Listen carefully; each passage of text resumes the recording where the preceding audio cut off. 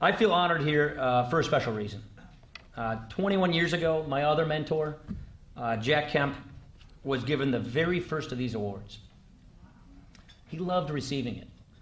Jack loved quoting Winston Churchill, along with his other political heroes, Abraham Lincoln and Thomas Jefferson. He admired these men because of their dedication to the power of ideas. And he always said that, the power of ideas. Especially the idea that human freedom and equality of opportunity were the greatest forces for good that the world has ever known. 21 years ago, receiving this very honor, Jack spoke of Churchill's attachment to the Declaration of Independence, especially its moral defense of the ideas that he loved. You know, people jokingly called Jack a bleeding heart conservative, but he was effective precisely because he insisted on making the moral humanitarian case for the economics of freedom. His dedication to these ideas is what inspired me, and it has guided my work as a public servant. So I hope you don't mind me dedicating this evening, at least my share of it, to the memory of the late, great Jack Kemp.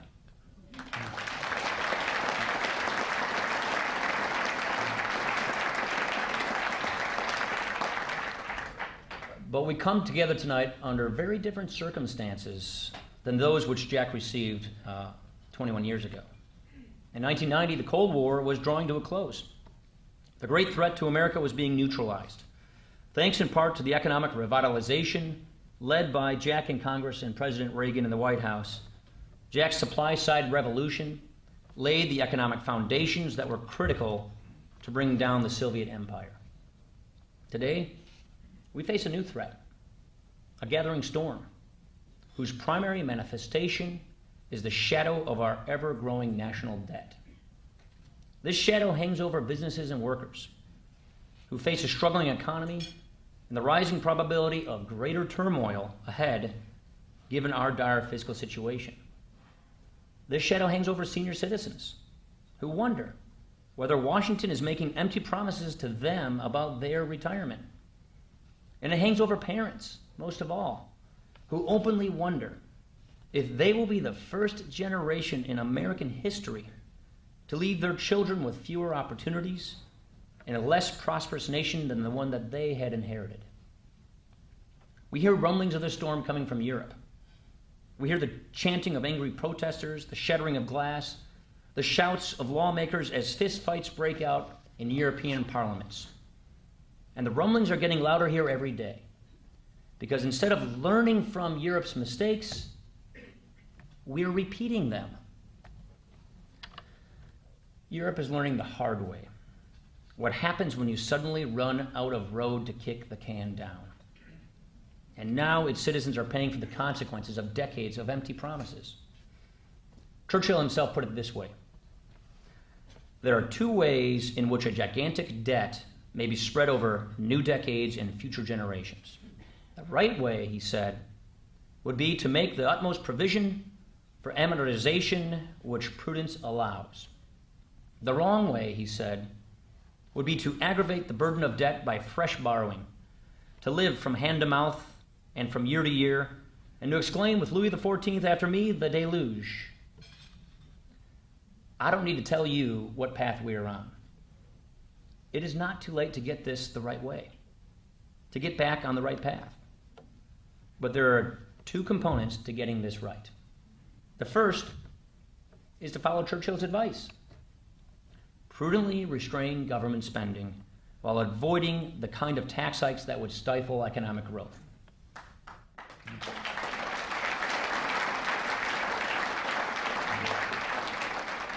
I gotta make sure I reach for the water, not the brandy up here. The second is to follow Churchill's actions, to lead by telling people the truth. It's just that simple. To realize that we are not the first to face these kinds of challenges, and to meet our challenges as our forefathers met theirs, with determination and faith in the righteousness of our cause. On the fiscal side, prudent restraint without tax hikes that would hurt economic growth. Churchill was as clear as any pro-growth economist that overtaxing the population is too often counterproductive from a fiscal standpoint. In his first budget speech in the House of Commons, he criticized excessive surtaxes, saying, quote, "The super tax at its present rate constitutes an excessive burden, both on enterprise and on the saving power of the nation. It is an impediment to the creation of that new wealth without which our present load of debt and expenditure cannot be borne," unquote. It is certainly true that if we allow taxes in this country to go as high as they would need to go to sustain the president's expansive version of government, it would cripple economic growth and end up moving us backwards from a fiscal standpoint. As the head of the Budget Committee, I get to have the CBO, the Congressional Budget Office, work to run numbers for us. So I asked the CBO a year ago, what will the tax rates be on our children? My wife Janet is here with me this evening. We have a 6, 8, and 9-year-old at home in Janesville. So I asked the CBO, what will the tax rates on their generation be when they're my age? They said, we can do this. We'll get back to you. So they got back to me. The lowest tax bracket today, which is 10%, goes up to 25%. The middle income tax bracket for middle income taxpayers goes to 63%. And then the top tax rate, according to the CBO, the rate that all those successful small businesses pay, that goes up to 88%. And then in the next sentence, the CBO deadpanned, this could have some negative effects on the economy at that time. So even the bean counters in Washington know you cannot tax your way out of this mess. More importantly, we know that tax hikes without meaningful structural entitlement reform will simply chase higher spending until we can't borrow another dime. The problem is empty promises. Each year that the government fails to act, the U.S. government adds to a pile of empty promises made to future generations. And this president has worked to expand entitlements and even create brand new ones. The Nonpartisan General Accountability Office, more bean counters, but to me that's actually kind of a term of endearment. They've done the math. In 2009, they told us that the government's unfunded liabilities, that's promises made to Americans for which the government has absolutely no means to pay. Promises made to today's Americans in 2009 was $62.9 trillion. Then in 2010, that number went to $76.4 trillion. Today, they tell us it's $99.4 trillion. The gap is growing by trillions every year. What that basically means is, if we want the government to keep all of its promises it's making to today's Americans, my mother's generation, my generation, our kids' generation, we would have to just come up with $100 trillion, set it aside, invest it at Treasury rates, and yes, let's not give Ben Bernanke any ideas here, and invest it at Treasury rates just to have the finances for the government to keep the current promises it's making to current Americans. If the government doesn't act soon to put our budget on a path to balance and the economy on a path to prosperity, then we will find ourselves breaking lots of promises to current retirees and everybody else in between. That's the situation that Europe finds itself in today. But we can avoid this outcome if we have the courage to give the American people a true choice in which path they want to take. Today, we need to take new inspiration from Churchill, the leader, who saw what was at stake in the choices the people of his country had to make. So we are now in our own Churchillian-like moment, threatened not by foreign aggression, but by a titanic fiscal imbalance that has the potential to crush America's prosperity and diminish its capacity to lead the world. Addressing this threat starts with being honest about the perilous position our nation finds itself in. The thing that I've learned after about 14 years in Congress is talking to the men and women I work for in southern Wisconsin is that Americans know we're in trouble. And they're ready to be talked to like adults, not pandered to like children. Churchill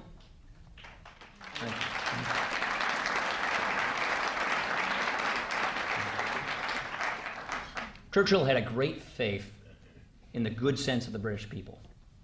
This was the source of his ability to inspire all those who had heard him.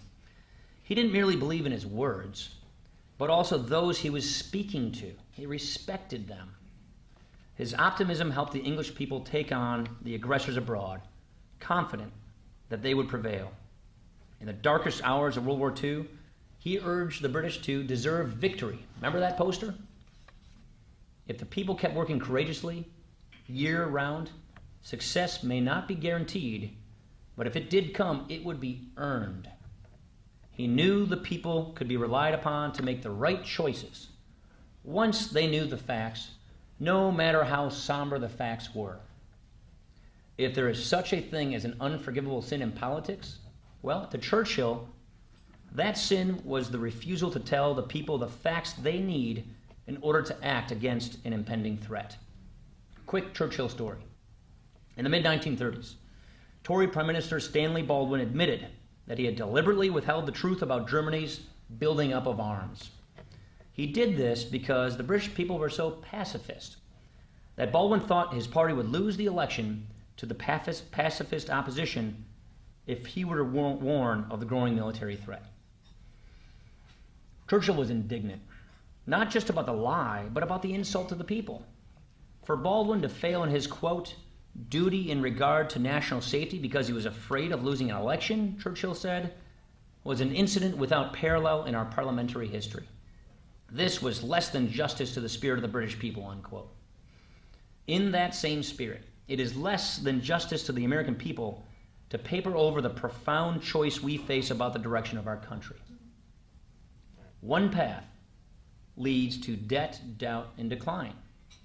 Unfortunately, that's the path we're currently on. We have piled spending upon spending, bureaucracy upon bureaucracy, regulation upon regulation, until the burden has smothered our economy's vitality. The result is not only a sluggish economy, but a government debt that is growing at breakneck speed. To compound our imprudence, we are funding the debt by borrowing from nations that do not admire our democracy or our freedom. In the early 1930s, Churchill filled his warnings on the growing threat from Nazi Germany with facts and figures which the Baldwin government disputed. Churchill was ignored and dismissed, but he did not relent, and he was proved right. So let me give you a few facts and figures on our own gathering storm. First off, there's no question that the president inherited a very difficult situation, and that this problem has been building for decades. It's not all his fault. But the great disappointment is that his policies have made things much, much worse. The unemployment rate has risen since he took office from 7.8 to 9%. There are 2 million more jobless Americans now than in January of 2009. There are more than 6 million Americans who have been out of work for more than 6 months. 6.3 million people fell below the poverty level in the president's first 2 years. More people are below the poverty line today than in the 52 years that we've tracked it. At the very time when economic stagnation is causing revenues to shrink, Washington is spending dollars it doesn't have on programs that don't work. Between January 2009 and January 2011, spending for government bureaucracies went up 24%. When you add the failed stimulus on top of that, total spending in this category jumped 84%. Earlier this year, the president's budget called for government to spend over $46 trillion over the next 10 years. $2.4 trillion of this explosion in spending is for his new health care law. This law sets up 159 new boards, bureaucracies, and agencies. One of these new boards, something I'm very familiar with serving on the Ways and Means Committee, consists of 15 unelected bureaucrats who have the power to put price controls in Medicare that will lead to denied access to care for seniors. This new board, called the Independent Payment Advisory Board, its recommendations would become law unless a supermajority voted affirmatively to replace them, a high hurdle that raises the constitutional question about whether Congress can legitimately grant this much lawmaking of power to unelected bureaucrats. This new law has become the poster child for the rule of man triumphing over the rule of law. The Obama administration has granted over 1,400 waivers to large corporations and unions that had the connections to lobby for them. The powerful discretion assumed by the bureaucrats at HHS to play judge in determining these stays of execution does tremendous damage to the rule of law. Churchill once said, "If you make 10,000 regulations, you destroy all respect for the law." We are there right now.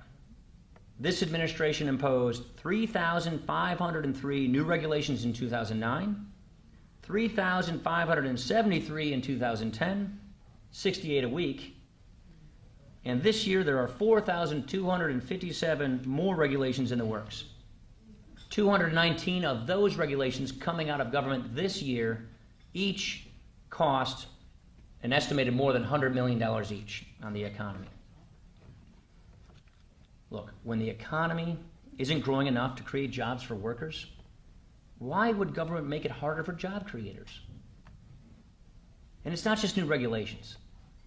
The lower tax rates that were enacted in the early part of this decade are scheduled to expire soon, at which point we will face major tax hikes across the board in both personal and business income. The top marginal tax rate, that's the one that most successful small businesses pay. 80% of all businesses in America file their taxes as individuals. We call them subchapter S corporations or partnerships, pass-throughs. Their tax rate goes to 44.8% in 14 months. Now the President and the Senate Democrats are proposing a new surtax to bring that top tax rate above 50%. Where we come from in Wisconsin, 9 out of 10 of our businesses file their taxes this way. Meanwhile, overseas, and in Wisconsin, that often means Lake Superior. Countries like Canada, they're going the other direction. Come January 1, Canada will lower the tax rate on all of their businesses to 15%. So President Obama wants it to go to 50%, while our neighbors to the north, who we compete with quite a bit, going to 15%. At a time when exports are one of the few bright spots in our economy, why are we making it harder for our businesses to compete? Instead of changing his failed policies, the president has turned to the politics of division. Instead of appealing to the hope and optimism that were the hallmarks of his first campaign, he has launched his second campaign by preying on the emotions of fear, envy, and resentment. This has the potential to be just as damaging as his misguided policies. Sowing social unrest and class resentment, that makes America weaker, not stronger. Pitting one group against another only distracts us from the true sources of inequity in this country: corporate welfare and cronyism that enrich the powerful, and all those empty promises that betray the powerless. It's disappointing, but it seems that the president is using this politics of division to distract from his record of inaction on our nation's most pressing fiscal challenges. He still has not put forward a credible plan to tackle the threat of ever-rising spending and debt. He's deferred this task to solving these challenges to one commission after another, only to ignore all of their recommendations when they've completed their task. And it's been over 900 days since his party in the Senate has even bothered to pass a budget. The Senate's already saying they're not going to do one next year. So that's 3 years of our government proceeding without a budget because the Senate just decided not to pass one. And the reason is simple enough. The president and his party leaders do not and cannot publicly commit to the kinds of tax increases required to pay for their spending promises, which they refuse to back down from. They don't want you to know the real cost that this government will bring you. This failure to give the country the debate it deserves, it couldn't come at a worse time. The federal debt has grown faster than expected because of the economic slowdown. In about 10 years, the debt held by the public will be equal to the entire economic production of the United States. By the time our kids are my age, CBO tells us that number will be twice the size of our economy. I actually ask CBO every year to model the American economy and the budget going into the future. And so they have this very sophisticated computer model that tracks their projections of the U.S. economy going into the future. 2 years ago, they told me that their computer crashed, the model stopped, it just ceases to continue in the year 2037 because the computer model could not conceive of a way in which the U.S. economy could continue past the year 2037 because of the debt burden. This year, the model crashes in the year 2029. This is an enormous challenge, but it is not without precedent. When Churchill began to ring alarms about the growing threat from Germany, others did not see the danger. Britain's situation deteriorated year by year. The government's response was half-hearted, and its feckless delays made the war that much harder to win. So, he was summoned to save his country. The one man the British would trust. France had fallen. America had not yet stepped forth, and Hitler turned his whole fury on the island nation. In that moment, Churchill roused his people to stand up against the threat and look to the future. A time when all Europe may be freed and the life of the world may move forward into broad, sunlit uplands. For us, nothing is more predictable than the danger rushing toward us from the oncoming fiscal train wreck. There is still time to take the actions needed. We can get this right. There is time to reduce the spending, to reform our tax code, to get our debt under control, to restore economic growth and prosperity, and to repeal and replace this president's health care law.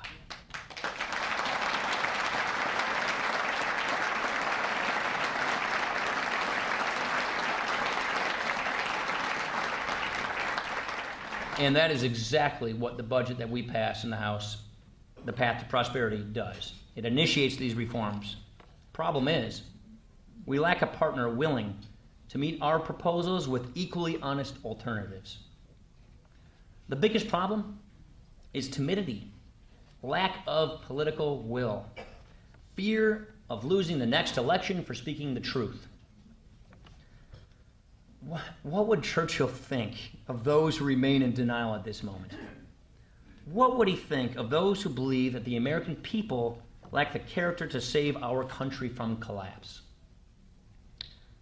Congresses are elected to promote the common good of our country. And Congress has the power to take control of our nation's fate and to reclaim popular trust in government. We face a choice of two futures. I am optimistic. I'm very optimistic. Because if we give Americans a clear choice, they will do the right thing. As Churchill put it, the Americans can always be counted upon to do the right thing only after they have exhausted all other possibilities. Look, Republicans didn't always get it right. We didn't get it right as a party ourselves. But if there was ever a time to gather our political courage and to reclaim our ideas, it is now. The country is facing a very precarious moment. Your leaders owe you a real choice. Do you want the president's path of debt, doubt, and decline, where the government goes from promoting equal opportunity to equalizing the results of our lives? Or do you want the American idea, the opportunity society with the safety net, dedicated to liberty, equality of opportunity, and upward mobility? It is our moral obligation as elected representatives to give the American people this choice. And if we do our jobs right, then we will soon have the duty and the privilege to make that vision a reality. That's what this is all coming to. That's the crescendo that this ought to lead to. Let it be said of us, as Churchill said of his people in their most difficult hour, we ought to rejoice at the responsibilities with which destiny has honored us, and be proud that we are the guardians of our country in an age when her life is at stake. Thank you very, very much.